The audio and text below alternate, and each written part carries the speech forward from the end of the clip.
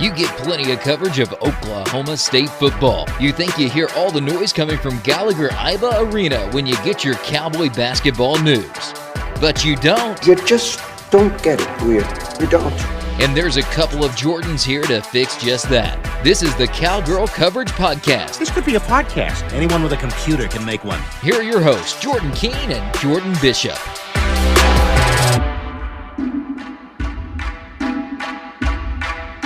What's up? Welcome into the Cowgirl Coverage Podcast. Jordan King and Jordan Bishop with you per usual. Bishop, good to be with you. I believe this is episode 18. That sound right? 18. That's my favorite quarterback number, Peyton Manning. There you go. Yeah. I did not know you were a Peyton Manning fan. Yeah. I was an old Colts fan, then I became a Broncos fan, and now I'm a Bills fan. You really can't pick a team, can you? Nope, can't. There you go. So let me just make sure. I believe this is episode 18. That is right?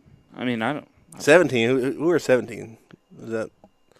Who knows, Rivers? Man? Who knows? But so far, it's been a good run so far. I think we've been doing a pretty solid job. Stick around in this podcast. We got Sam Show coming up, the transfer pitcher, and doing a great job for them both offensively and defensively. That was really impressive interview. Obviously, she's a very good player, and I think she knows it. So I had a ton of fun with this interview, and it's every interview we do with softball, you continue to learn that this whole team is kind of one message. Because you hear very often the same words used, you hear the same sorts of things coming from these players, and I think that's just kind of a testament to the job that Coach Gajewski has done. So we'll talk about that coming up.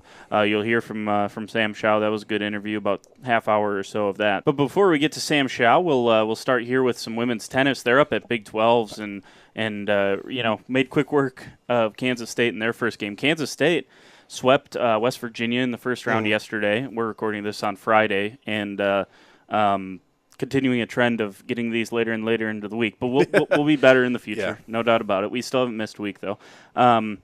But yesterday, K-State sweeps West Virginia. You've had some success against K-State since Chris Young's been here, no doubt about that. You've had their number, and just kind of showed everyone what you've been showing the entire season long, and that's that you're one of the premier teams in this conference, top 2 team in the conference, certainly, and set up a match against Kansas tomorrow, but pretty good win over Kansas State. You sweep them in control the whole time. Doubles was good.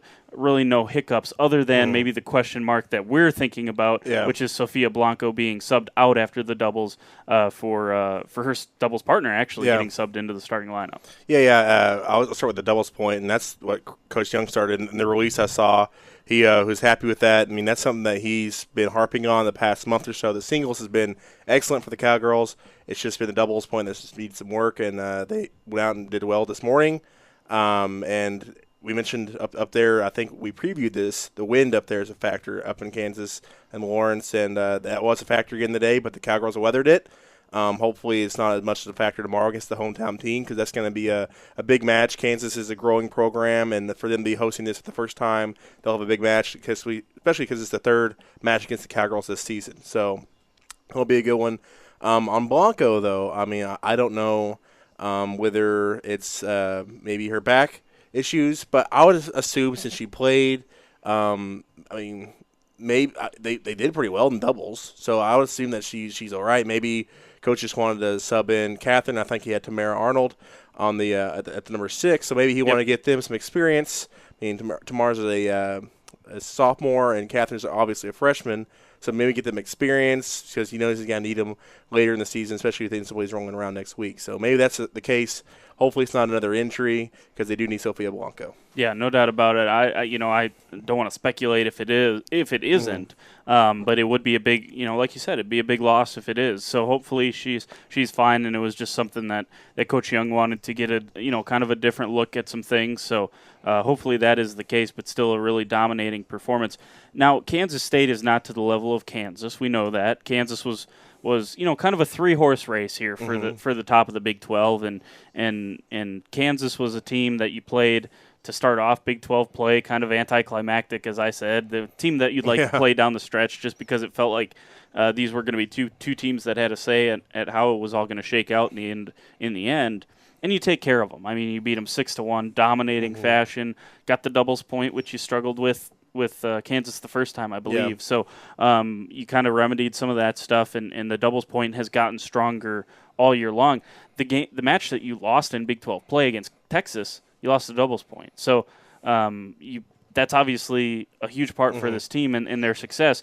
They go as the doubles goes, or at least momentum-wise, it seems to be the case. Yeah, and it's going to be tough, especially if Sophia. I mean, we don't want to speculate, but if she's out tomorrow, that really affects your doubles lineup because she is a guaranteed point pretty much, even in singles. Because the only match she lost was she had to retire from against UCLA because of her back. So hopefully, it's just coach, putting in some younger players and doing that. Because if they do lose a doubles point tomorrow, I mean that's that's gonna be tough to come back from, especially on the road there up in Lawrence.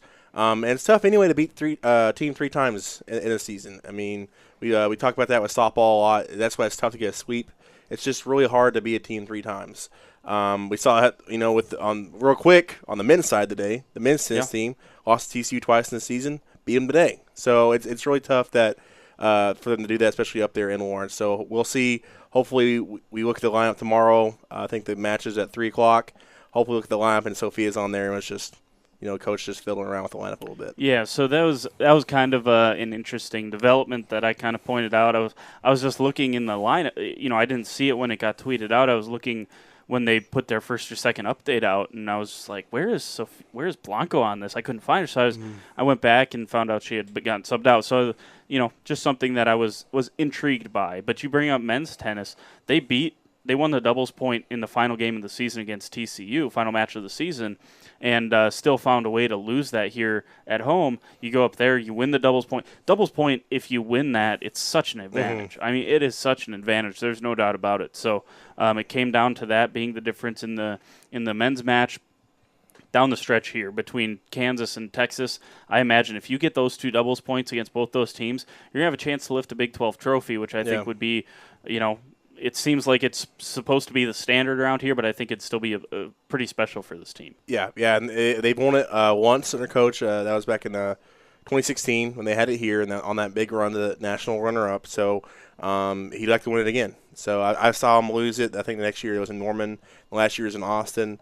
So he wants to win it again and bring that home because obviously they wanted to win the regular season championship, which they didn't do because Texas went undefeated. So now they're wanting to get revenge. And if they beat Kansas tomorrow, then they're on the crash course for Texas on Sunday. So we'll see. No doubt about it. So moving on to softball here, Jordan. You exercised some demons. You finally got to see a win for Cowgirl softball over Tulsa.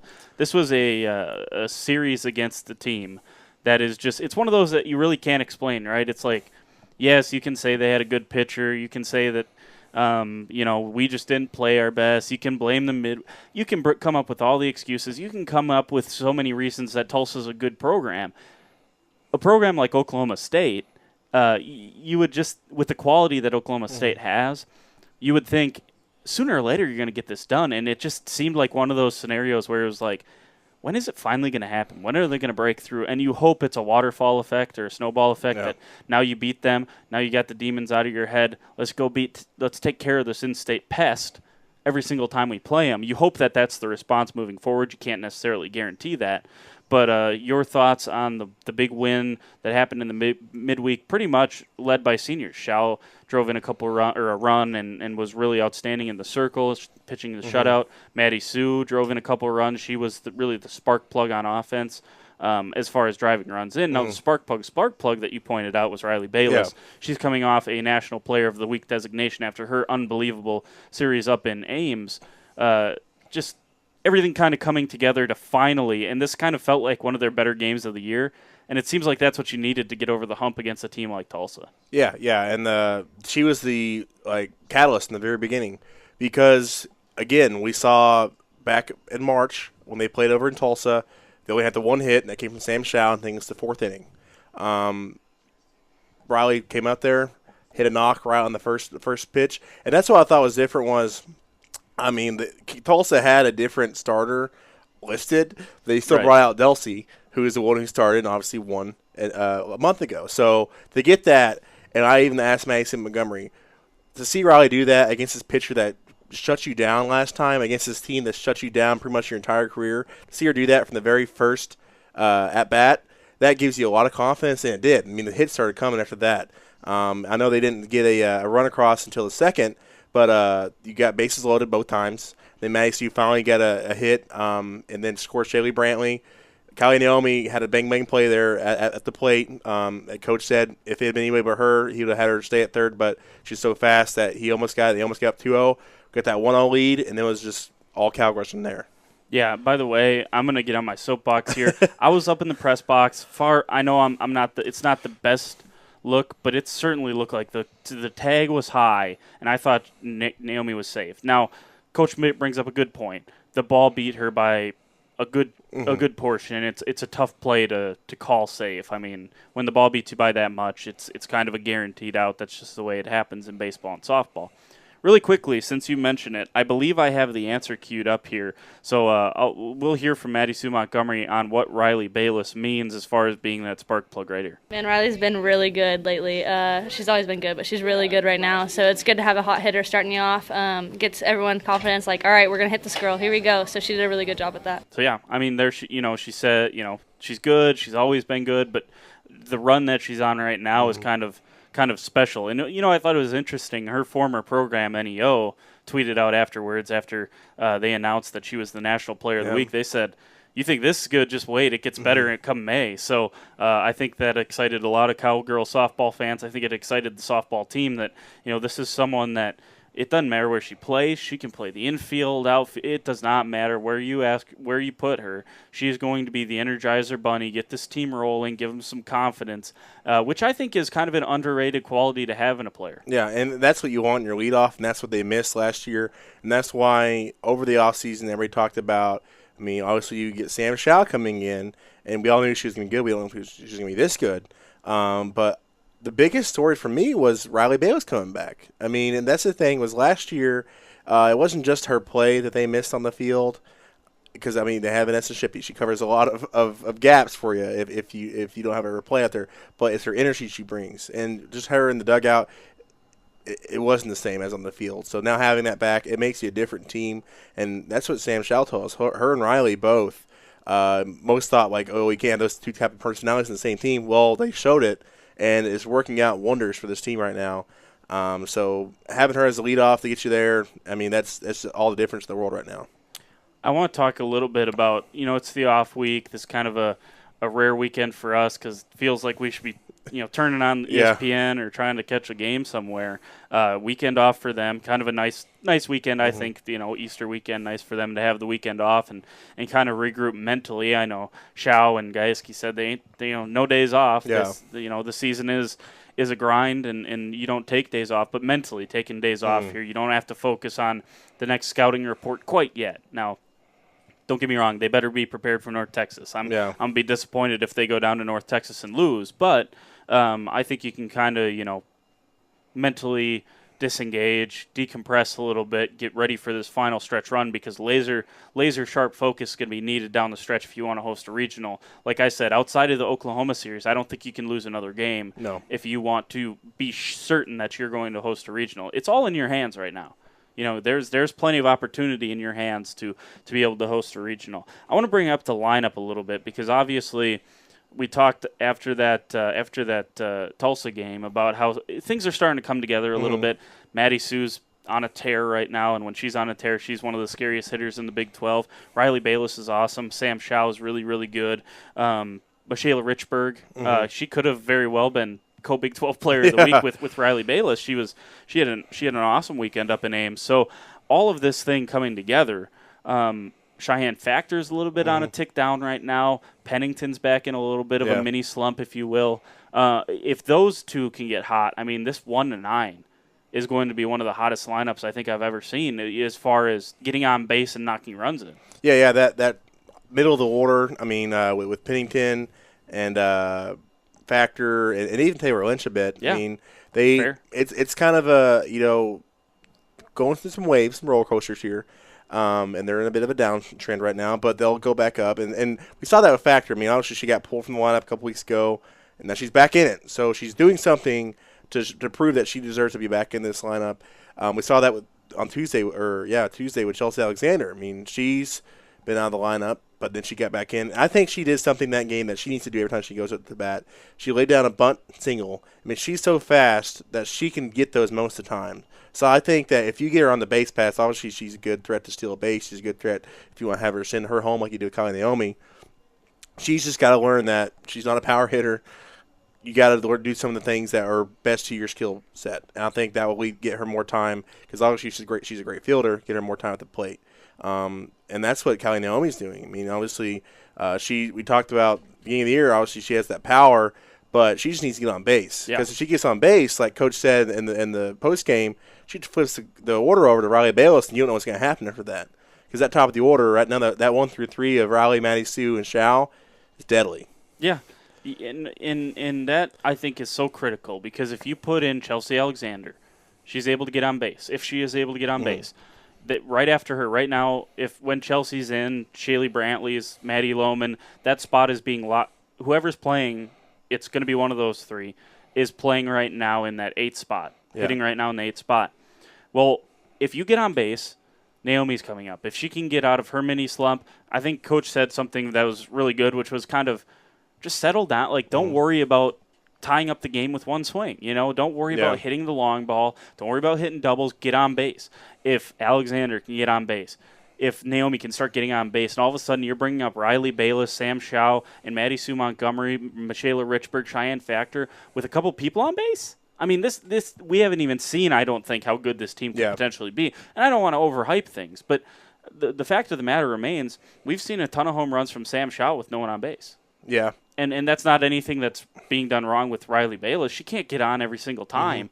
I think it's a collective effort where Oklahoma State, the Cowgirls need to focus on getting more people on base. It's okay to go station to station, and sometimes that's the more fun softball to watch. When you got hit after hit after hit parade, and all of a sudden you have 5 runs hung. And when you do that, I realize the long ball gives you some momentum. But to me, if I'm an opposing pitcher or opposing defense, I think I would. It's harder for me to watch these singles, these doubles, stolen bases. You have to worry about the people on the base in the back of your mind. Exactly, and I just think it's a little more demoralizing when you see another single get through the gap or another double get to the fence through the gap. I think can in some ways be a little more demoralizing to a defense, rather than 2-run home run and the other 3 were no danger, got them all out. I understand the value in that too, to be able to tie up a game quickly like that, all on one swing. But I think from a and this is a team that can do that. This is a team that's more than capable of getting on base, stealing a few bags, stealing an extra run here and there. And I think Coach Gajewski's aggressive enough on the base paths and aggressive enough with his hitters in the box to be able to do stuff like that. Yeah, and there's one thing we didn't mention. Obviously Tuesday, we're talking about Tuesday's lineup. But this lineup is ever changing based on who's pitching, and we mentioned things people got to do. Obviously, when Chelsea's in there, when Chelsea or Cheyenne or Maddie Lohman is in there, you don't have to worry about fielding. But on batting, Cheyenne obviously has that power, but she's got to try to be like Sydney Pennington, try not to be swinging for the fences every time. Right. Just if they hit home run comes, let it come. But you got to get on base. Chelsea, I think her and Maddie Lohman, Maddie shows she has the power, but they just fast enough. If they just get on base, they'll be a threat. And then when Shao isn't pitching, when you have a catcher at the bat, whether it's Mackenzie Thomas or Raquel Dominguez. I mean, obviously they're both different, but I saw what they use Mackenzie Thomas for whenever she's up there because she knows she's not in there for batting. She's in there for fielding. But if she just lays down a sacrifice bunt or gets a sac fly to drive in a run, she's done her job. And Raquel, she's a good power hitter.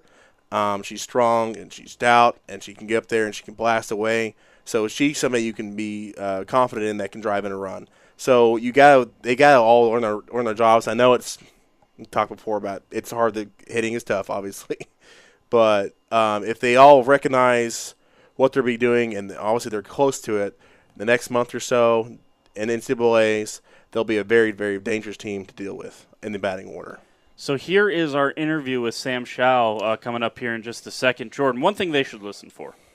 I like talking to her about, obviously when she came in, Coach talked about her edge and her competitiveness, and she's kind of a hard person to get to know, but she is really a great teammate. And I like her, expanding on that and talking about how, their first couple of days it was trying to get a chemistry built, but she's friends with everybody now on the team. It's the camaraderie's great, and just overall under that exterior, she's really a great teammate. So I thought that was a really cool part of the interview. So here is Sam Show at the Cowgirl softball complex, whatever. And she joined us on the Cowgirl Coverage podcast right here. Welcome back into the Cowgirl Coverage podcast. Jordan and Jordan with you down here at the Cowgirl Clubhouse. And now joined by pitcher, batter, does everything, Sam Show. How's it going? Thanks for joining us. Yeah, of course. How are y'all? Good. So I guess the natural start for the question would be, or for the interview would be halfway through Big 12 play. How are you feeling?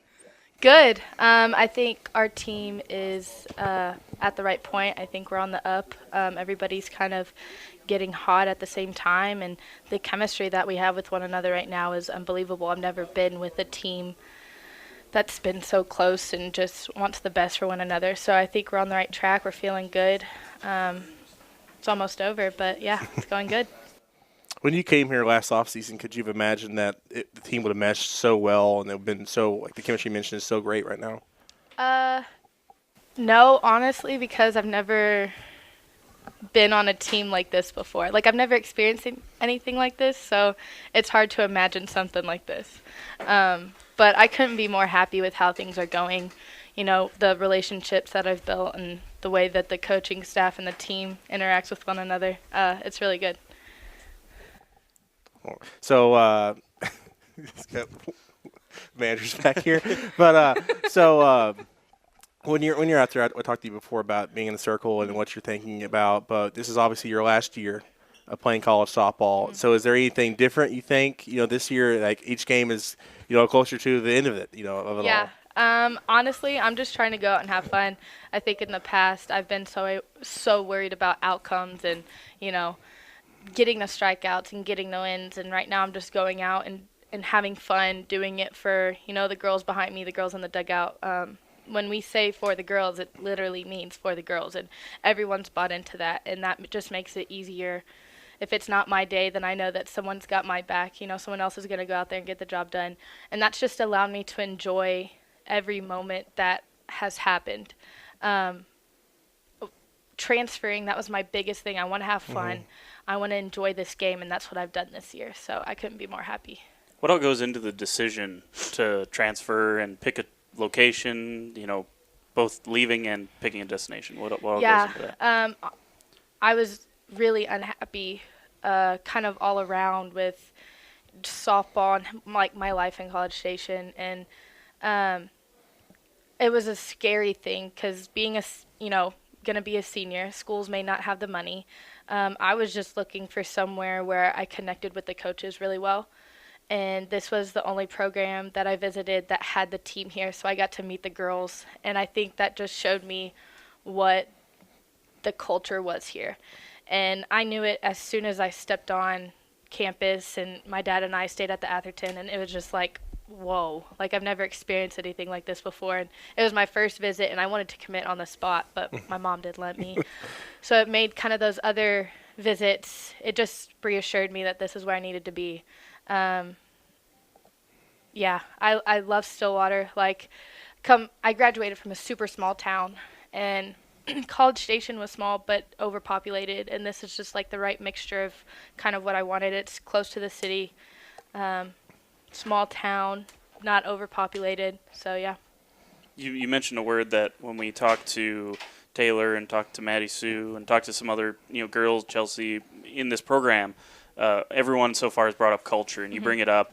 So I guess the natural question would be, like, Coach G, like how big is he to that? What vision do you see from him? How are you contributing to that, all of that going into the culture? Yeah, so it's just a really open atmosphere. He treats us like professionals, and I think that's really cool.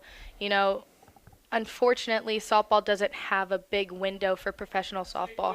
And I think with him treating us like professionals and giving us the openness to ask questions, not challenge what he's teaching, but wondering why and growing the knowledge of our game and how things work within softball. And I think that's what I needed in a culture, because I'm a sponge. I don't want to ever stop learning about this game. And he gives me that. He gives me the opportunity to explore, options and kind of get to do a little bit of everything and just get to be athletic. And I think that's really big for our sport.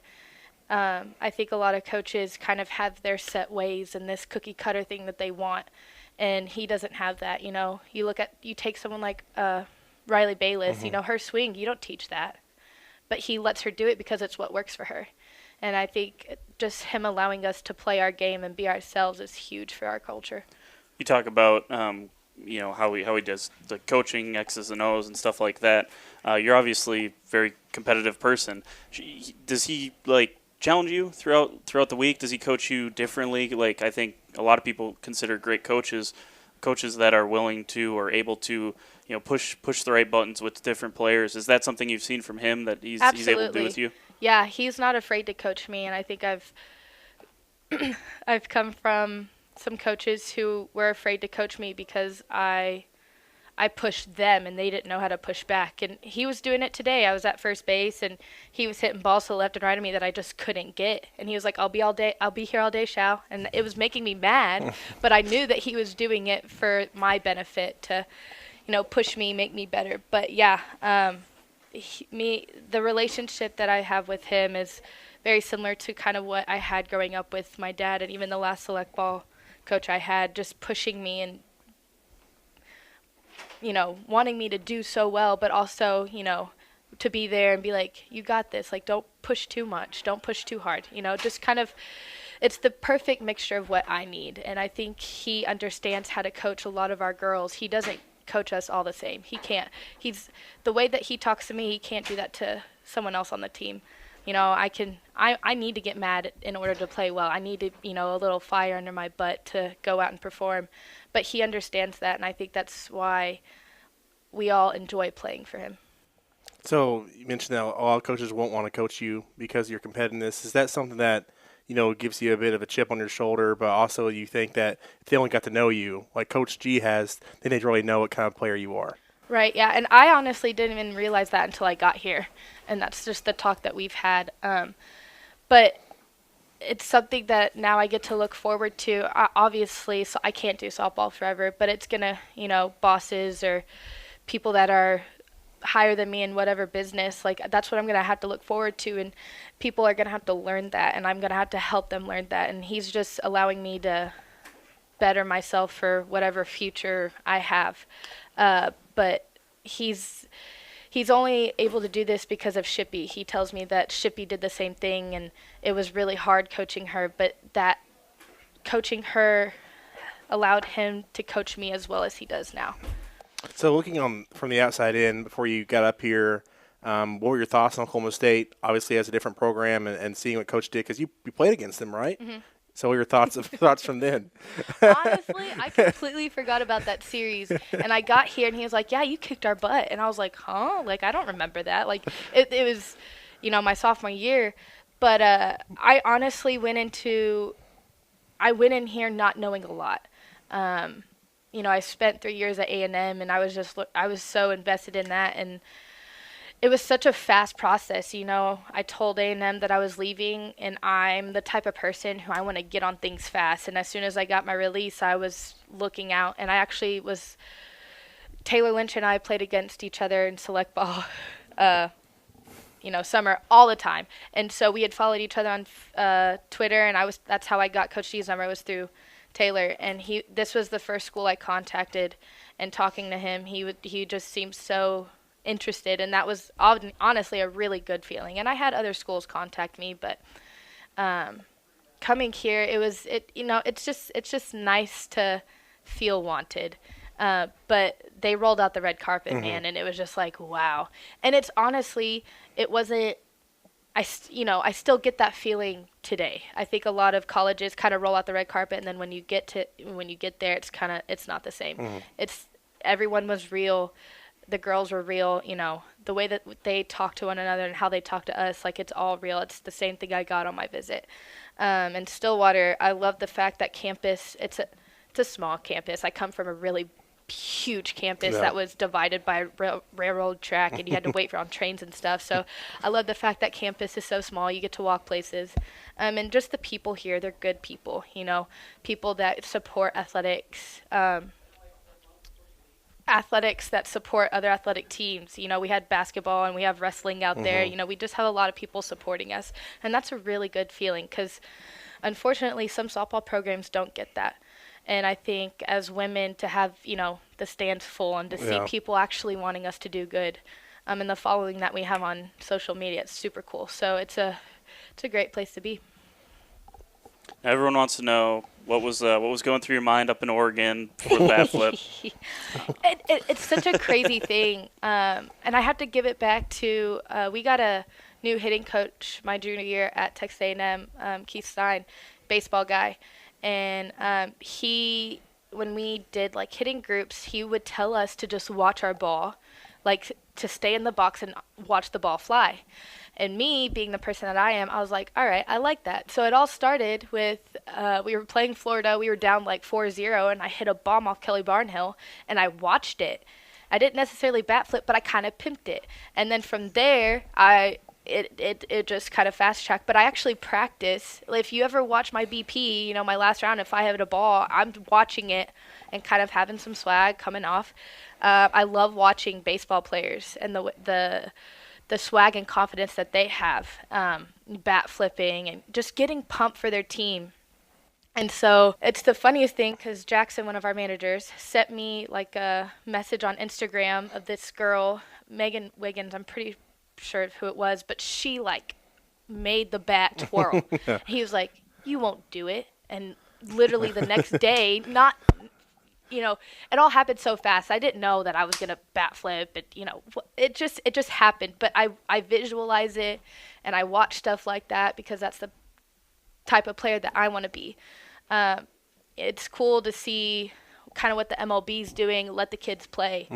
Let the kids play. If that's what you want, you allow pitchers to go out and fist pump and yell when they strike someone out. Let batters go out there, and if they want to flip the bat or kind of watch the ball fly, then you gotta, it has to go both ways. Luckily, I get to do both. I know the side effects and stuff like that.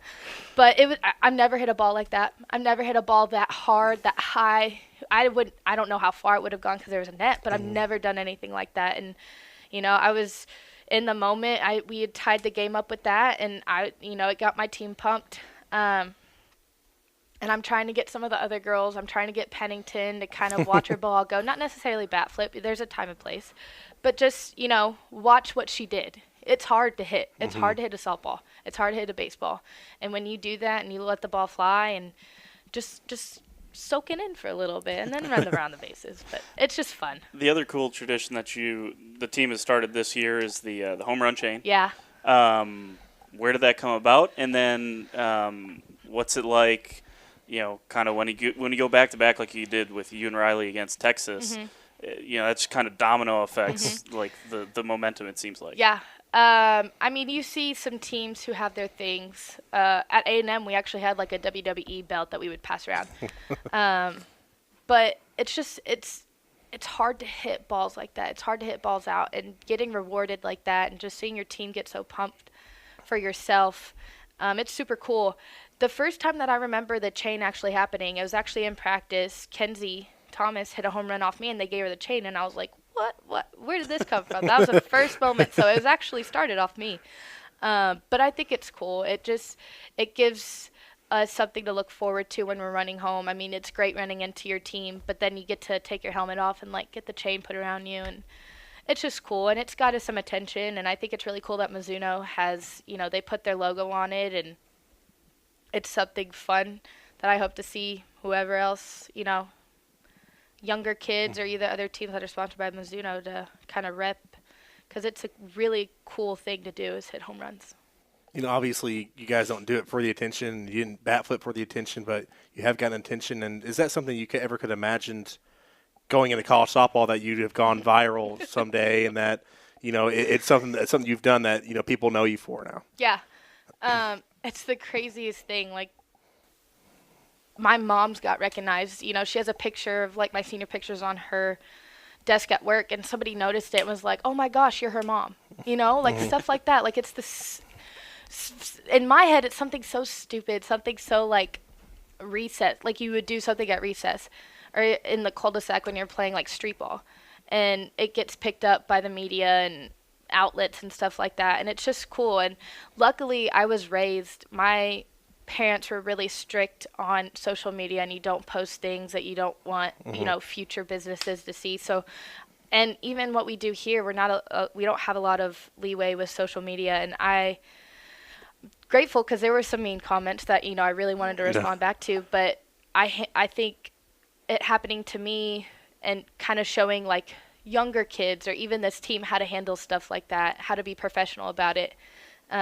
It's really cool, but the fact that it blew up that much and I got like 1,000 followers on Twitter and stuff like that, like it's the craziest thing. But it was fun, and it was such a cool experience to think that me flipping a bat and watching my home run, like it got OSU out there too. It's showing young recruits like this is a place that you want to be. This is we have fun while we play, we goof around, but we're also really good at softball. I mentioned the toughness, and so you want to get back at people, and you have that edge to you. But your dad said, this year he's got to see you smile a lot more when you play. And is there something that you feel this year that you just feel a different demeanor about when you're out there playing? Yeah. I've been thinking about this a lot because, I love winning, but I hate losing more.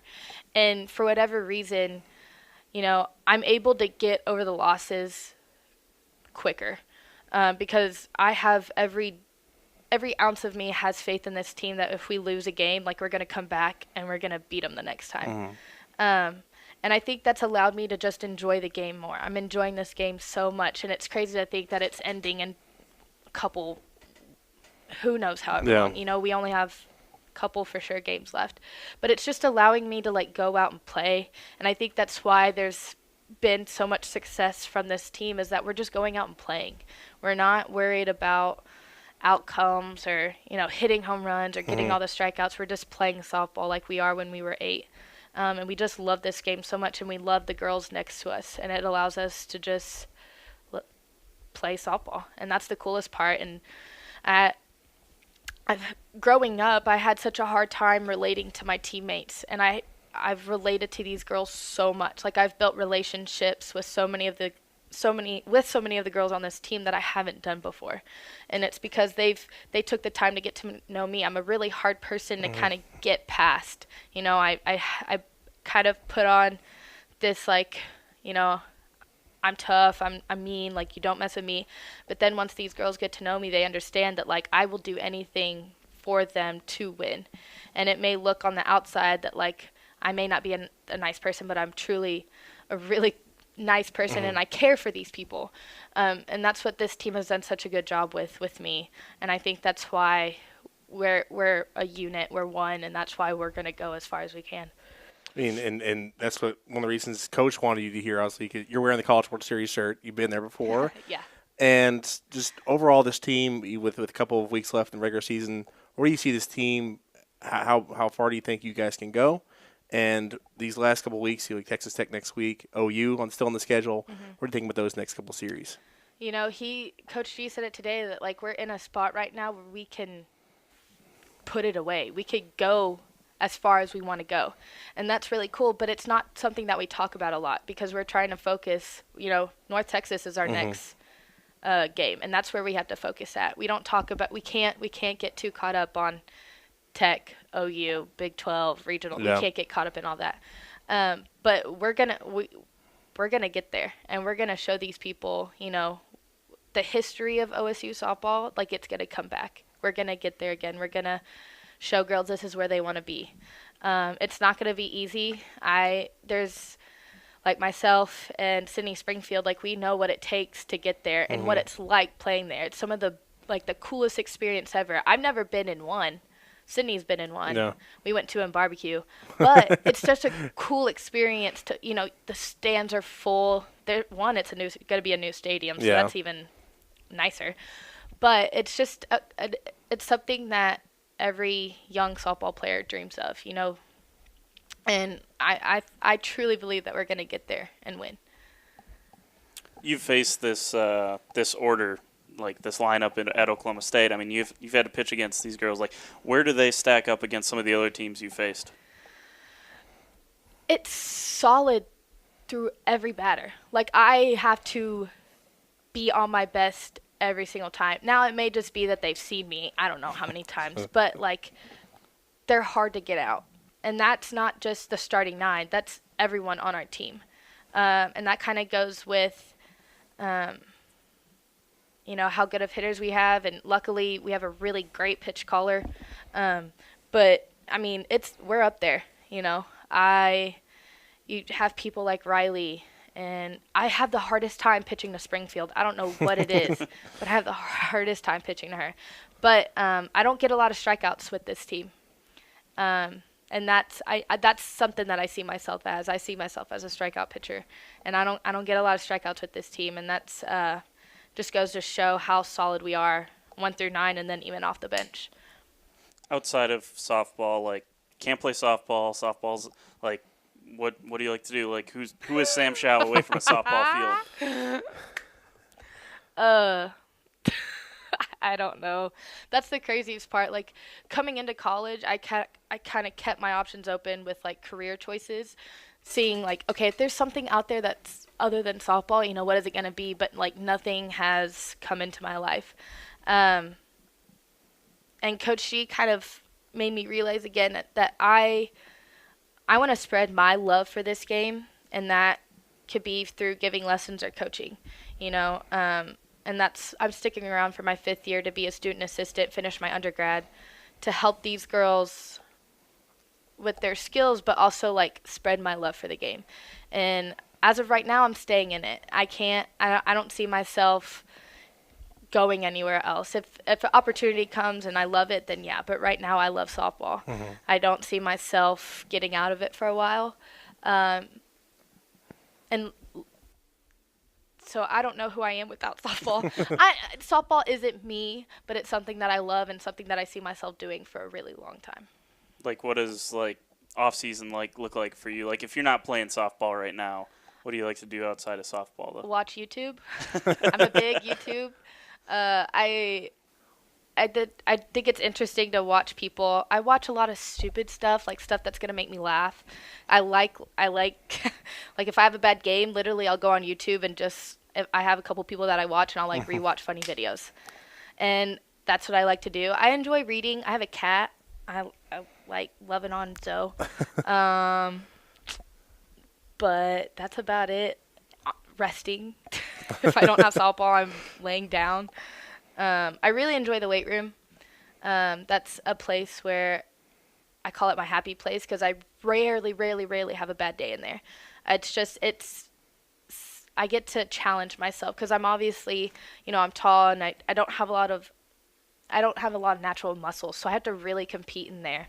And seeing girls like Shaylee and Loman and Sydney Springfield and like Michaela, like, they're strong individuals, and watching them, it just pushes me harder. And so I like surrounding myself by them in the weight room to push myself more and to get as strong as possible right now.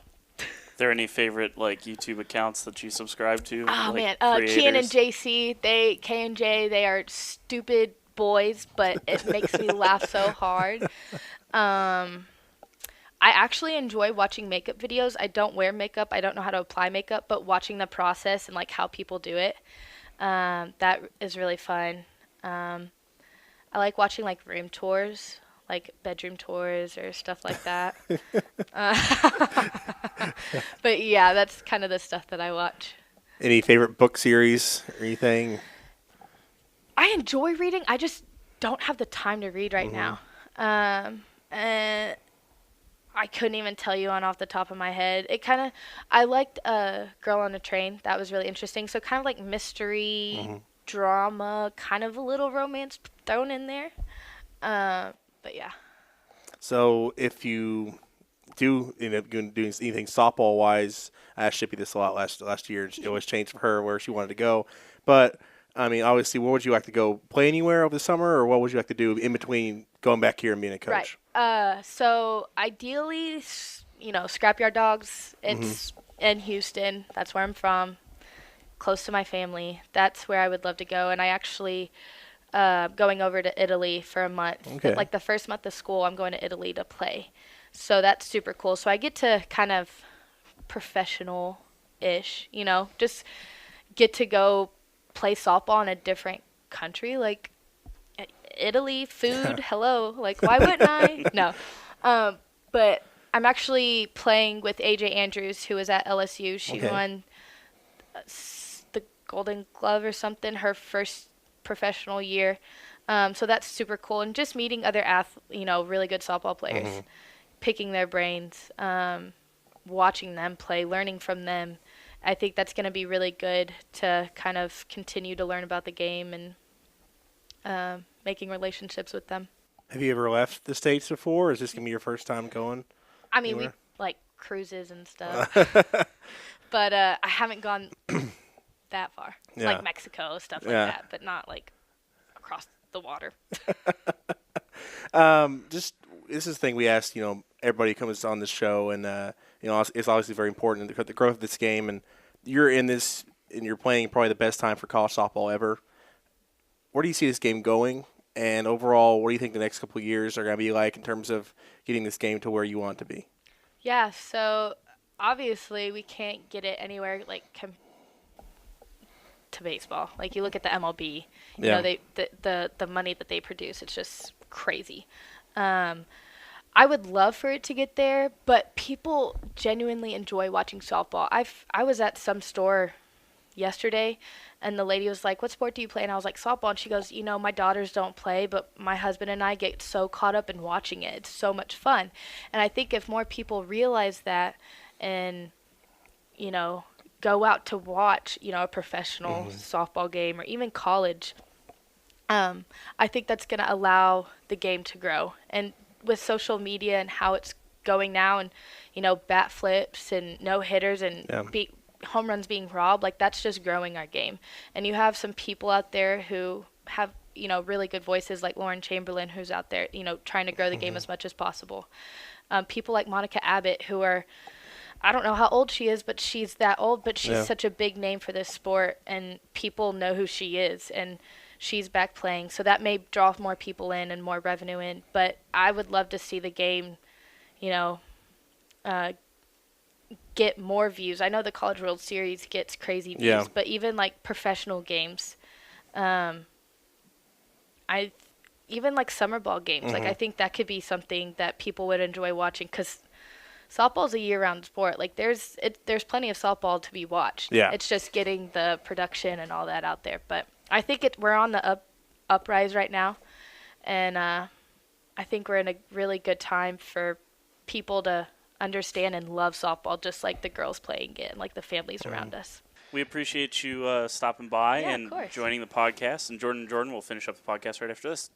Welcome back into the Cowgirl Coverage podcast. Another great interview, Jordan. That was another fun one. Glad we got to do it. Sam Show, she's she's apparently going to stick around for another year. So that was kind of an interesting surprise, I think, to Cowgirl fans and to the program. Probably a pleasant surprise or pleasant news when she decided that she was going to stick around and still be part of this program when it's all said and done. So that's good news for them to hear.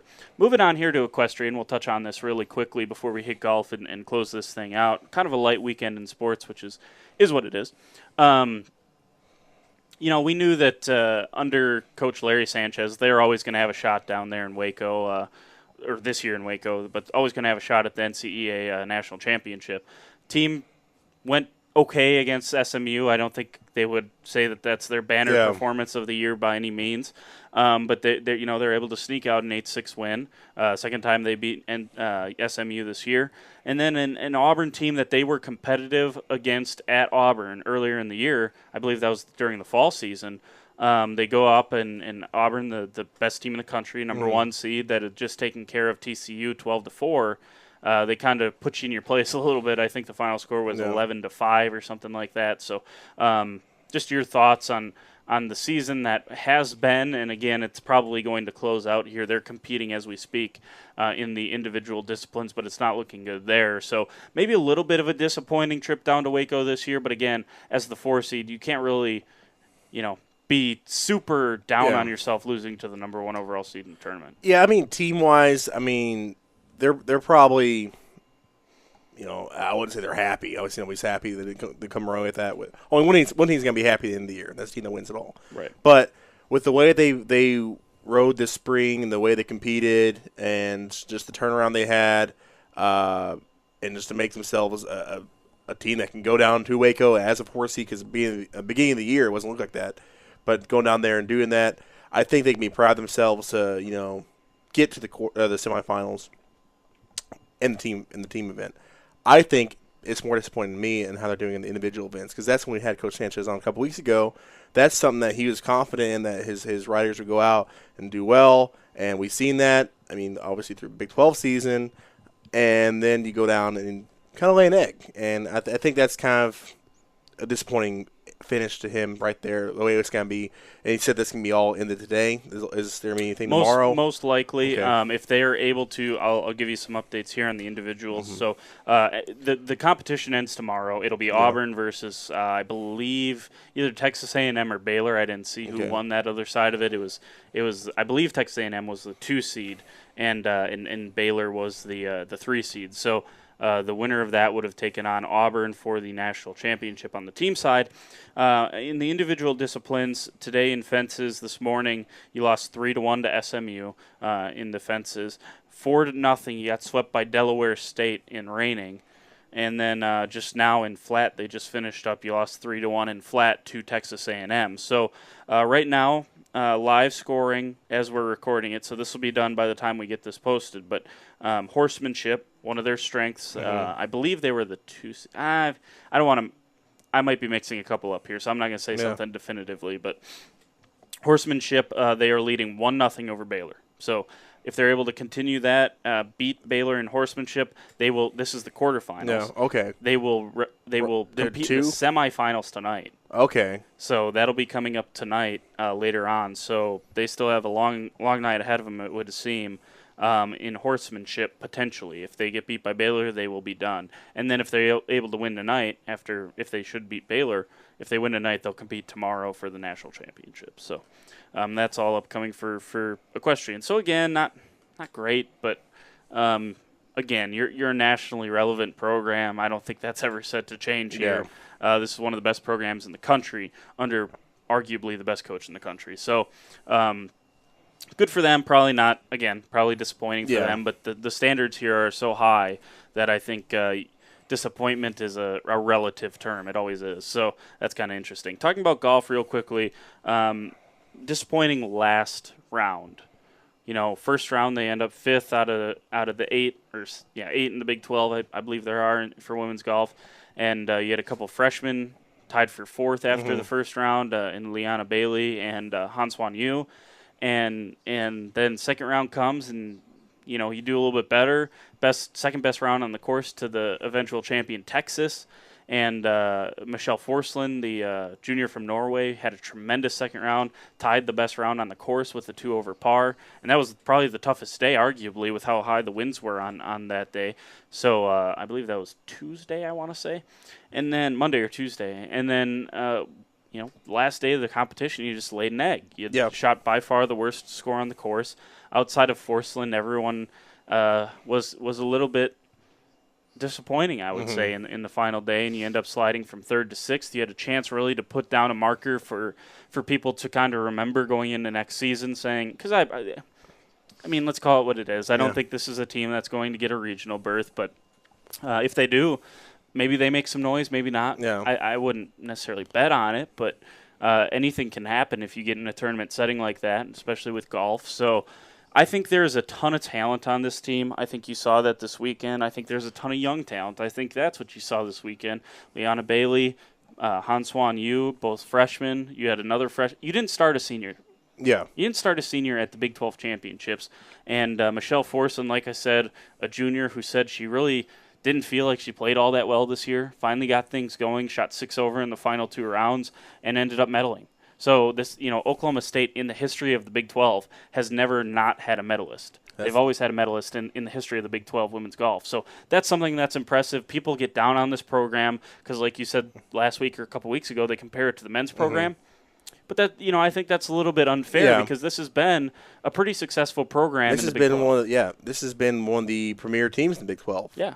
And I think that speaks to how much this was a rebuilding year. I mean, obviously they lost Ambrose last year, who was a NCAA individual qualifier at Carson Creek last year, and she graduated, and they had a bit of a rebuilding year. And that showed because they usually do well in the Big 12 tournament, right? And they didn't this last weekend. And that just shows the kind of the year it's been. And the crucial thing for these players is whenever the selection show comes on, don't hang your head if you don't get it. If you don't get a regional berth. I mean, I know it's suck. You're not going to make the postseason. But you have, like you mentioned, no seniors started in Big 12 tournament. And you have some really, really, really good recruits coming in here. Right. We told them about Isabella Fierro, who competed at the first ever Augusta National Women's Amateur, and then Maya Stark, who played into the weekend of the Women's Amateur out there at Augusta National. So, yeah, you're absolutely right. And I think that's what's interesting. And we talked, Jason and I on the Afternoon Sports Drive talked to Coach Alan Bratton earlier this week about, what is the recruiting culture like? When you got Victor Hovland and Matthew Wolf and Austin Eckroat and Hayden Wood and all of these guys, Zach Boshu. I mean, you got player after player after player. How do you, keep everyone happy? And his response was, I'm not, necessarily – this isn't what he said, kind of paraphrasing what he meant was, not, that's not – his job is to win. And he doesn't want guys that don't want competition. Those aren't the guys that they want in their program. And I think that's kind of the point here is that so you're going to have 3 or 4 freshmen, a couple sophomores. I believe Forsland is the only junior. There's only one or two seniors going to be next year. You only had one senior this year. And I believe it was Chen was the only senior. So going into next season, you're going to have, again, a very young team and a talented team. And a team that I think this, iron sharpens iron is what, is kind of a cliche saying, but I think it's absolutely true.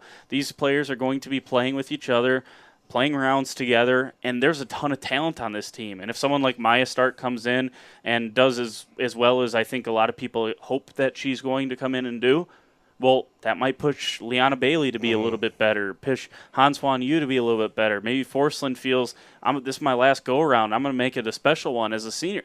You never know kind of inside the minds of some of these girls. So, I mean, I think it's a really special opportunity for the Cowgirls coming up in the next few years. And if Coach Jones can continue to build this program, bring in some good talent, and really make the competition in-house, really good competition, I think when you go out, you're going to start seeing some better improvement and maybe see them start to win a couple of these tournaments. And then once you do, I think you start to get a little confidence. Because after Hawaii, there was one tournament they finished in last place, but a couple of these other tournaments, they seem to have a little more confidence. So winning cures a lot of things. Winning makes you feel good, makes you swing better, I'm sure, for golf. I mean, I've played a ton of golf in my life. It's easy. It's certainly easier to go out for that next round when you play well in the last one. So and when you see your name with a 1 next to it, your school's name with a 1, and you get to take home a trophy, I think it's just easier to go out and work a little bit harder the next day to try to reach that next level. So hopefully you keep bringing in some good players. I hope that's the direction this program's headed in. Yeah, and like you mentioned, that competition, that's what makes the men's team with Matthew Wolf, Victor Hovland, they don't. I mean, I talked to Victor yesterday, and he talked about Ortiz, who finished 1 shot behind him at the Masters for low amateur. And he said, that competition, they love that competition. And that's what you want to have. You bring in, and you look at the classic example is Roger Maris and Mickey Mantle for the home run race back in the 50s. They're both in the same team. They're both competing. They're still teammates, and that's what you want for your team is you want somebody to push these other players. That's what you see in women's tennis all the time. I mean, I know there's only 6 single spots, but somebody's getting left out, and they don't want to be left out. So that's the same thing with golf. I know there's only 5 spots, but You want to fight for one of those spots. You want to earn it. And that's what you need to have is bring in that competition to have somebody that says, hey, I'm playing really well. Play up to my levels too. Well, I think it's a unique perspective, right? Because it's a different mindset because it's a very individual game where you have a team element, a lot like wrestling, a lot like we talked to Coach Sanchez about equestrian as well, where it's like it's a very individual sport, but it's also a team thing where you got to, you're also letting other people down, which I think is part of it. So hopefully this is headed in the right direction. I'll tell you what, some of these recruits they got coming in, and again, they got to come here and work hard, but the freshman class this year did that. They were able to do that by the end of the year.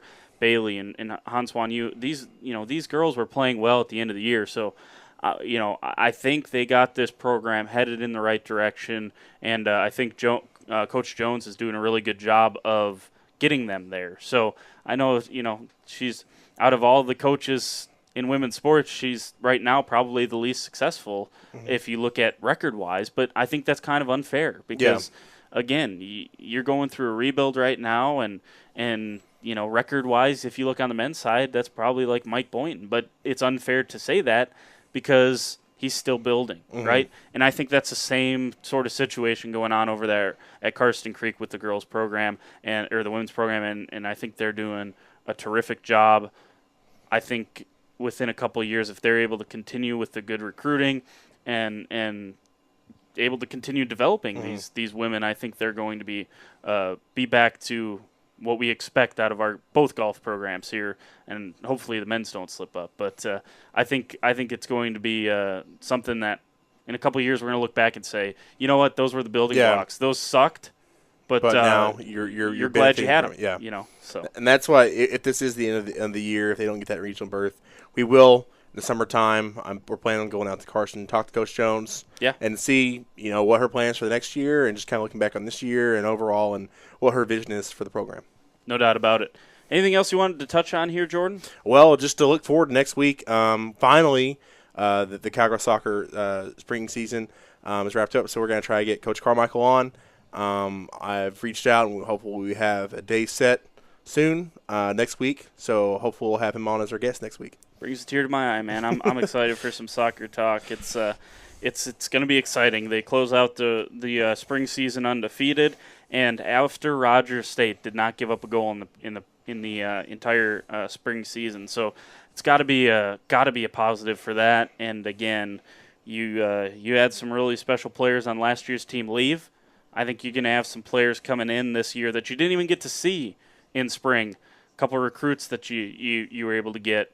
And one that you just flipped from Choctaw. Rebecca George. Maybe we should say that really quick because I don't think since the last podcast we've been able to say that. So Rebecca George from Choctaw flips her commitment to Oklahoma State. And the thing that I thought was interesting, I'd seen I think it was a video on Twitter or just comments on the press release. She is the new 6A scoring single season scoring record holder for Choctaw. 39 goals in the regular season. But when I saw the press release with the comments from Colin Carmichael, Coach didn't even reference goal scoring until like the third line. He kind of buried the lead, as some people would say. But I think that's what's going to be interesting to see. He thought that she was kind of a straw to stir the drink, kind of play in the midfield, good distributor, can pass the ball, a little bit of defending that's needed. She can do that. And by the way, she's the 6A scoring record holder too. So I mean, like that's kind of, and you hope that she's a good player, and you hope that she can translate that to the college level. If she can, I think she's going to be a special player for Oklahoma State. Yeah. So big recruitment news there for the Cowgirls, and I'm excited to talk to Coach Carmichael because now that she's committed, I think he can talk about her. Yeah. So that's fun, and again, just looking forward to hearing his thoughts on the spring. Yeah. And she signed too, right? I believe so. Yeah. So yeah, he can definitely talk about her next week then. So that'll be a good signs. Talk. Yes. The release letter of intent. Yes. There we go. Inked the letter of intent. So there you go. She can't re-switch it. So there you go. That's what's nice when you flip a recruitment right at the end of the period. So there you go. Well, Jordan, episode 18 in the books. Appreciate your hard work on this, and Looking forward to episode 19 for sure. Let's get some soccer talk going, let's man. get it. All right, that is episode 18. Thank you to Sam Show joining us, the leader for the Cowgirl or Cowboy. She's tied with Trevor Boone now, I guess, but home run leader for the Cowgirls. And they got the weekend off, so Jordan and I will take the weekend off. We'll hopefully post this here Friday night or Saturday morning, and hope you enjoy the episode 18 of the Cowgirl Coverage podcast on the Triple Play Sports Podcast Network.